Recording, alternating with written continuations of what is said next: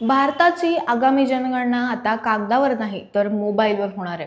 केंद्रीय गृहमंत्री अमित शहा यांनी 2027च्या जनगणनेसाठी नवीन डिजिटल टूल्स आणि खास शुभांकराचे अनावरण केले आहे. नवी दिल्लीत झालेल्या एका कार्यक्रमात अमित शहा यांनी प्रगती आणि विकास या दोन्ही शुभंकराचे अनावरण केले. हे शुभंकर 2047 पर्यंत भारताला विकसित राष्ट्र बनवण्याच्या संकल्पाचे प्रतीक आहेत. विशेष म्हणजे जनगणना 2027 ही जगातील सर्वात मोठी आणि पूर्णपणे डिजिटल पद्धतीने होणारी पहिली जनगणना ठरणार आहे. सीडॅकने यासाठी प्रगत डिजिटल प्लॅटफॉर्म विकसित केले आहेत. पण 8 वर्षापासून रखडलेल्या जनगणनेमुळे देशाचं जे नुकसान झालं त्याला जबाबदार कोण?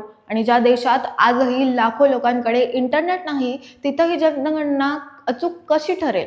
यावेळी प्रथमच नागरिकांना स्वयंगणना करण्याचा पर्याय मिळणार आहे. तुम्ही 16 विविध भाषांमध्ये ऑनलाईन माहिती भरू शकता. ही प्रक्रिया 2 टप्प्यात होईल. पहिल्या टप्प्यामध्ये एप्रिल ते सप्टेंबर 2026 दरम्यान घरांची यादी आणि गृहगणना केली जाईल. दुसऱ्या टप्प्यामध्ये फेब्रुवारी 2027 मध्ये प्रत्यक्ष लोकसंख्या गणना होईल. महत्त्वाची गोष्ट म्हणजे या जनगणनेत पहिल्यांदाच जातीशी संबंधित प्रश्न देखील विचारले जाणार आहेत. डिजिटल जनगणनेमुळे देशाच्या विकासाचा अचूक आराखडा तयार होण्यास मदत होईल का? तुम्हाला काय वाटतं की ही ऑनलाईन सुविधा किती फायदेशीर ठरेल? कमेंट्समध्ये तुमचं मत नक्कीच सांगा आणि पाहत राहा न्यूज डॉट्स.